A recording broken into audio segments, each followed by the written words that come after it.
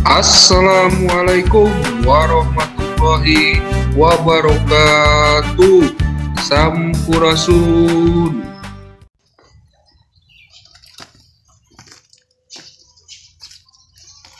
Assalamualaikum warahmatullahi wabarakatuh. Selamat pagi anak-anak hebat. Bagaimana kabarnya hari ini? Baik, alhamdulillah, dan tetap semangat. Kita berjumpa lagi pada video ini. Kita melanjutkan pembelajaran tema 1 subtema 2, yaitu makhluk hidup, selamatkan makhluk hidup, dan subtema 2-nya adalah hewan sahabatku. Pertemuan kedua ya. Oke, sebelum kita belajar, mari kita sebaiknya berdoa dulu. Berdoa, persilahkan. Bismillahirrahmanirrahim. Rabbi zidni ilma warzuqni fahma waj'alni minas sholihin. Allahumma sholli ala Muhammad wa ala ali Muhammad. Amin. Ya, sebelum ke pembelajaran, mari kita menyanyikan lagu, karena kemarin adalah hari kemerdekaan 17 Agustus, sekarang tanggal 18 Agustus. Mari kita menyanyikan lagu nasional berjudul Hari Merdeka. Ikuti video berikut.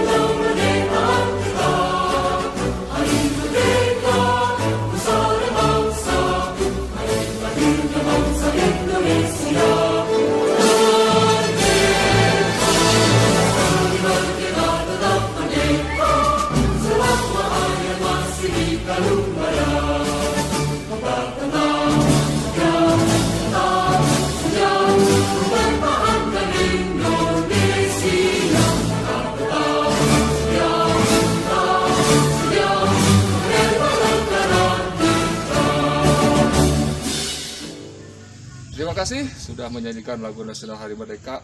Oh iya, jangan lupa daftar hadirnya diisi. Kalau belum diisi, pause dulu video ini, nanti lanjutkan. Nah, sebelum ke pembelajaran, kalian seperti biasa harus tahu tujuan pembelajarannya. Tujuan pembelajarannya adalah sebagai berikut. Tujuan pembelajaran pada video ini, yang pertama, kalian harus mampu menemukan contoh pelaksanaan sila keempat dan kelima Pancasila dalam kehidupan sehari-hari dengan benar. Yang kedua, menerapkan kegiatan yang sesuai dengan sila keempat dan kelima Pancasila dalam kehidupan sehari-hari dengan benar. Nah, ini tujuan pembelajaran pada pertemuan atau pada video ini. Nah, itu tujuan pembelajarannya harus tercapai pada pembelajaran ini dengan cara mengerjakan tugas nanti ya. Biasa nanti akan disampaikan di grup WhatsApp. Tugasnya nanti juga di video akan dijelaskan apa tugasnya hari ini di dalam pembelajaran ini. Nah, yuk, supaya bisa tercapai tujuan pembelajaran kita, mari kita belajar dengan penuh semangat dan tentunya dengan sepenuh hati ikhlas. Yuk kita simak pembelajarannya sebagai berikut. Sekarang yang kita bahas tentang nilai-nilai sila keempat Pancasila. Oh ya, lambang Pancasila sila keempat itu apa? Betul, kepala banteng. Nah, ini ya. Nah, ini. Nah, Pancasila merupakan dasar negara dan pedoman hidup bangsa Indonesia. Jadi Pancasila itu merupakan dasar negara dan pedoman hidup bangsa Indonesia. Pancasila mengandung nilai-nilai luhur bangsa Indonesia. Sebelum dilanjut, yuk kita hafalin dulu ya. Bunyi sila pertama apa? Ketuhanan yang Maha Esa. 2. Kemanusiaan yang adil dan beradab. 3. Persatuan Indonesia. 4. Kerakyatan yang dipimpin oleh hikmat kebijaksanaan dalam permusyawaratan perwakilan. 5. Keadilan sosial bagi seluruh rakyat Indonesia.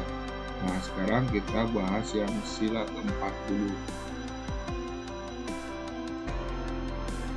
Nilai-nilai yang terkandung di dalam Pancasila harus kita amalkan dalam kehidupan sehari-hari ya. harus diamalkan, baik dari sila pertama sudah dipelajari di pertemuan sebelumnya, kedua dan ketiga, sekarang yang keempat. Sila keempat Pancasila menunjukkan bahwa Indonesia adalah negara demokrasi. Sistem pemerintahan Indonesia dibentuk dari, oleh, dan untuk rakyat. Dari rakyat, oleh rakyat dipilihnya, dan setelah dipimpin untuk rakyat. Itu menurut sila keempat ini. Ini menunjukkan Indonesia itu adalah negara demokrasi, bukan negara kerajaan atau negara monarki.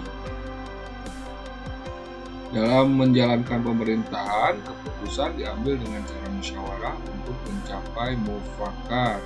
Mufakat itu setuju, ya, setuju dan sepakat. Maksudnya seperti itu. Berikut ini nilai-nilai yang terkandung dalam sila keempat Pancasila. Yang pertama, setiap warga negara Indonesia memiliki kedudukan, hak, dan kewajiban yang sama. Jadi seluruh warga negara Indonesia itu memiliki kedudukan, hak, dan kewajiban yang sama sebagai warga negara Indonesia, tidak dibeda-bedakan. Yang kedua, mengutamakan musyawarah dalam mengambil keputusan untuk kepentingan bersama.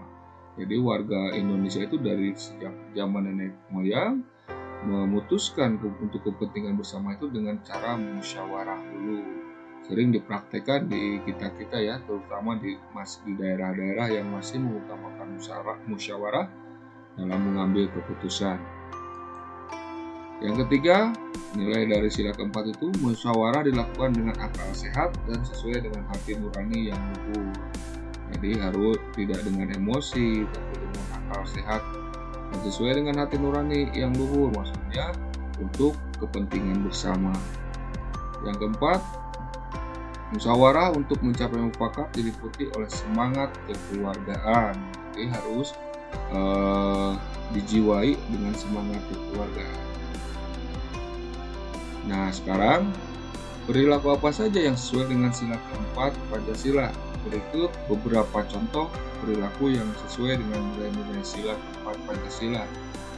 Contoh yang pertama adalah tidak memaksakan keinginan atau pendapat. Jadi tidak memaksakan keinginan untuk pendapat harus begini, harus begitu.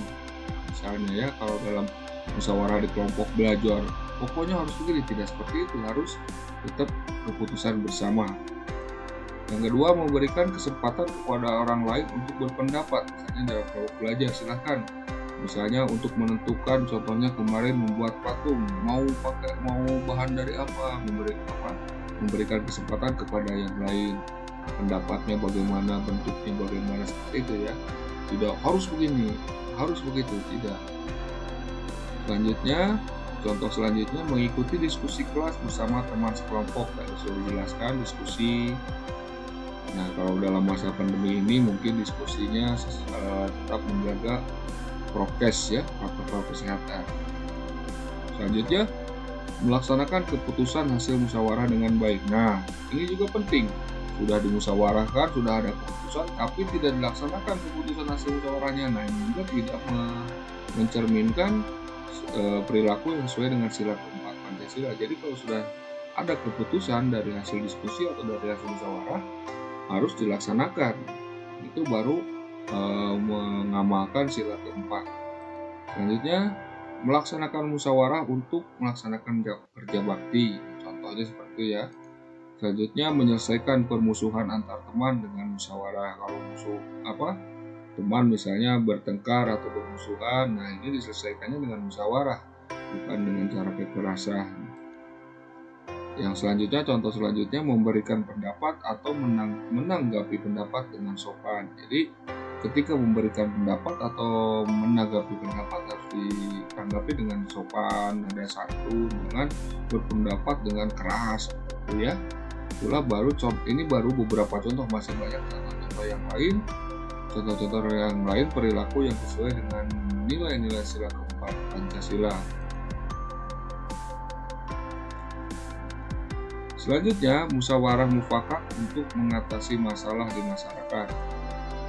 Mari kita perhatikan contoh masalah yang sering muncul dalam masyarakat berikut ini. Di sini ada cerita, kita baca bersama-sama. Ayah baru saja bercerita kepada Dewi bahwa penduduk setempat mengeluhkan keberadaan peternakan ayamnya. Mereka tidak tahan dengan bau yang berasal dari peternakan ayam tersebut. Penduduk ingin peternakan ayam milik Ayah Dewi tidak beroperasi lagi. Mendengar cerita ayahnya, Dewi pun merasa sedih dan bingung. Peternakan ayam milik Ayah Dewi adalah peternakan ayam petelur. Peternakan ayam tersebut merupakan peternakan keluarga. Secara teratur, Ayah Dewi mengirimkan telur ayam ke pasar untuk dijual kepada masyarakat sekitar. Usaha dari peternakan dapat menghidupi keluarga dan membiayai sekolah Dewi. Dewi tidak mau peternakan ayamnya digusur. Ia akan berusaha agar penduduk mau menerima keberadaan peternakannya.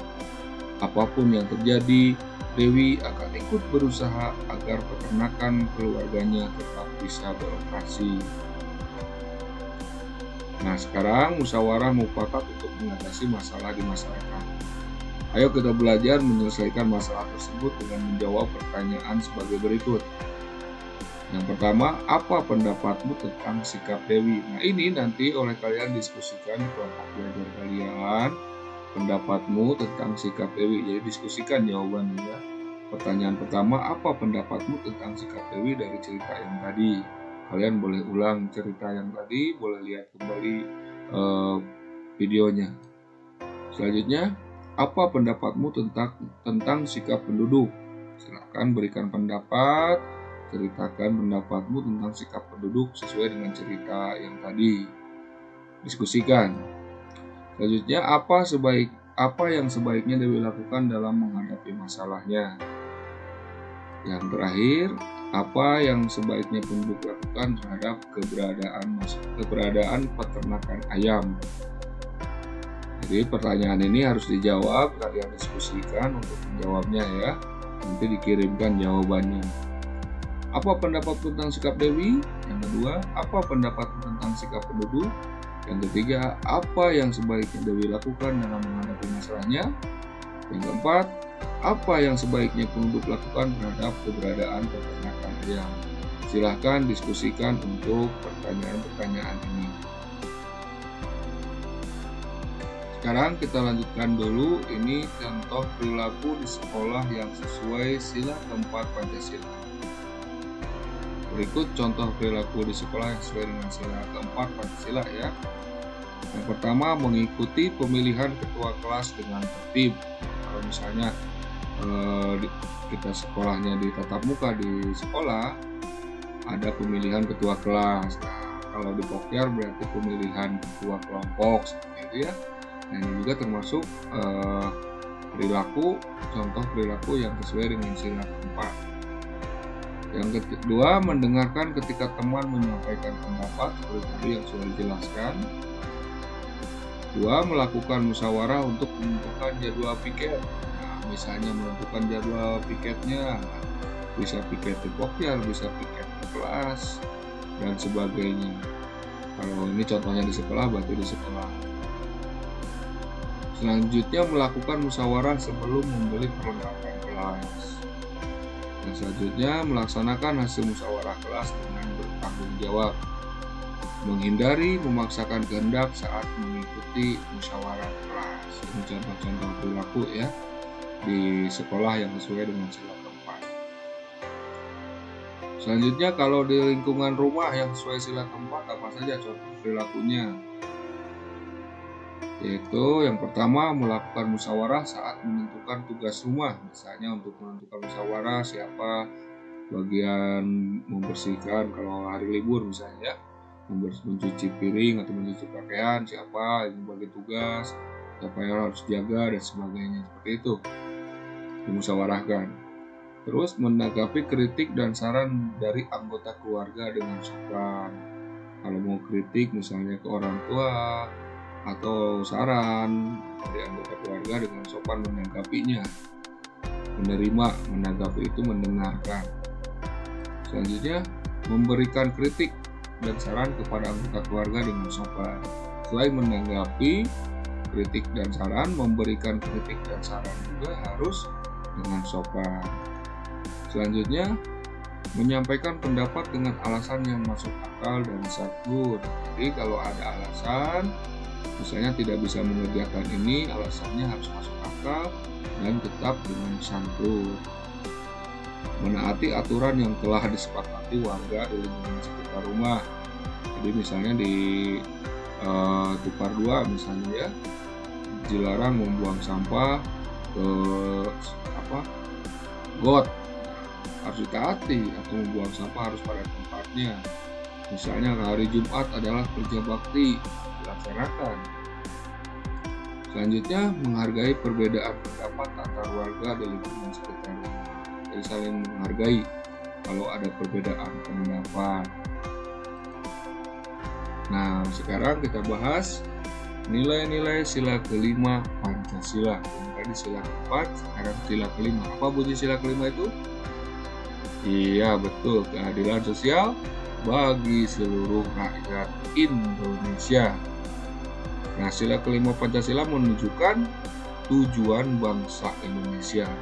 Tujuannya apa? Yaitu bangsa Indonesia itu punya tujuan. Apa tujuannya? Masyarakat yang adil serta makmur secara lahir dan batin. Nilai-nilai luhur yang terdapat dalam sila kelima Pancasila sebagai berikut. Apa saja nilai-nilainya? Yang pertama, mengembangkan perbuatan luhur yang mencerminkan suasana kekeluargaan dan kegotong royongan.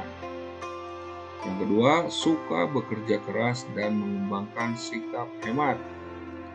Yang ketiga, menjaga keseimbangan antara hak dan kewajiban. Jadi harus seimbang antara hak dan kewajiban. Jangan menuntut terus menuntut, kewajibannya tidak dilaksanakan. Menuntut ingin keamanan kampung, tapi misalnya ya, jaga pos kamlingnya atau rondanya tidak melaksanakan, tapi menuntut hak keamanannya terus menerus. Nah, itu kan tidak seimbang, harus seimbang. Yang keempat, mengembangkan sikap adil terhadap sesama. Pasti harus mengembangkan sikap adil terhadap sesama. Inilah nilai-nilai luhur yang terdapat dalam sila kelima Pancasila. Dan kelima, menghormati hak orang lain. Banyak ya contoh menghormati hak orang lain. Lanjutkan. Perilaku yang sesuai dengan sila kelima Pancasila. Yang pertama, mengambil makanan secukupnya dan menghabiskannya. Harus secukupnya ya, jangan mentang-mentang banyak makanan diambil semuanya tapi tidak dihabiskan, malah dibuang. Itu berarti tidak mengamalkan sila kelima. Selanjutnya, mengerjakan pekerjaan atau tugas dengan sepenuh hati. Jadi kalau ada pekerjaan atau tugas harus dikerjakan dengan sepenuh hati sampai selesai, dan sepenuh hati itu ikhlas ya, tidak terpaksa. Yang ketiga, contohnya menyisihkan uang saku untuk ditabung. Jadi harus menabung, itu adalah contoh perilaku yang sesuai dengan sila kelima Pancasila. Yang keempat, tidak menjiplak hasil karya orang lain. Jadi harus menghargai karya orang lain, tidak dijiplak ya. Tidak kalaupun menjiplak harus menyampaikan sumbernya dari si A. Itu misalnya membuat lagu, kalau nanti kalian sudah besar akan menciptakan, atau sekarang juga kalau sudah punya jiwa seni menciptakan lagu, nadanya atau liriknya atau musiknya itu menjiplak dari karya orang lain, tidak boleh. Selanjutnya, tidak mengendarai sepeda di trotoar. Jadi harus di tempatnya ya. Tidak di trotoar atau di jalan yang bukan tempat bersepeda dan sebagainya, itu karena berbahaya bagi yang bersepeda dan berbahaya bagi orang lain. Kalau di trotoar berarti mengganggu pejalan kaki. Misalnya kalau di kota-kota ya, kalau di kita tidak ada trotoar.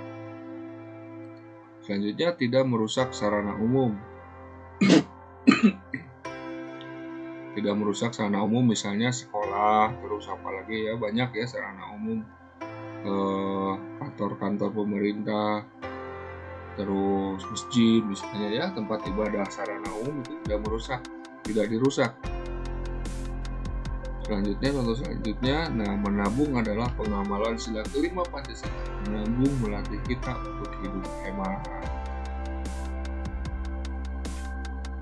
Sekarang menentukan perilaku yang sesuai dengan sila kelima Pancasila. Mari kita belajar menentukan perilaku yang sesuai dan tidak sesuai dengan sila kelima Pancasila melalui cerita berikut. Zahwa dan teman-temannya diundang menghadiri acara syukuran di rumah bunga. Di sana terdapat banyak makanan seperti ayam goreng, sate ayam, ikan bakar, rendang, dan soto. Zahwa dan teman-temannya bingung memilih makanan yang akan dimakan. Semua makanan terlihat enak. Kemet mulai berjalan mengambil 10 tusuk ayam, 10 tusuk sate ayam, 2 potong ayam goreng, dan sepotong ikan bakar. Kemet juga mengambil 2 porsi soto. Sementara itu Zahwa hanya mengambil 3 tusuk sate ayam dan seporsi soto. Melihat perilaku Kemet, Nandi mengingatkan Kemet agar mengambil makanan secukupnya saja. Kita dapat menentukan perilaku masing-masing tokoh dalam cerita tersebut dengan menjawab pertanyaan seperti berikut. Yang pertama, apa pendapatmu tentang perilaku Kemet? Yang kedua, apa pendapatmu tentang perilaku Zahwa? Apa pendapatmu tentang perilaku Nandi? Kesimpulannya apa? Nah, ini juga sama didiskusikan seperti tadi sila keempat. Silahkan jawab dengan berdiskusi di kelompok belajar kalian masing-masing. Nanti jawabannya dikirimkan. Alhamdulillah, pembelajaran pada video ini telah selesai. Mari kita sama-sama membacakan hamdalah alhamdulillahirabbil alamin. Terima kasih telah menyimak pembelajaran ini. Jangan lupa tugasnya dikerjakan ya. Dan ingat, walaupun belajar di rumah, kita tetap semangat dan selalu menjaga protokol kesehatan. Terima kasih. Assalamualaikum warahmatullahi wabarakatuh.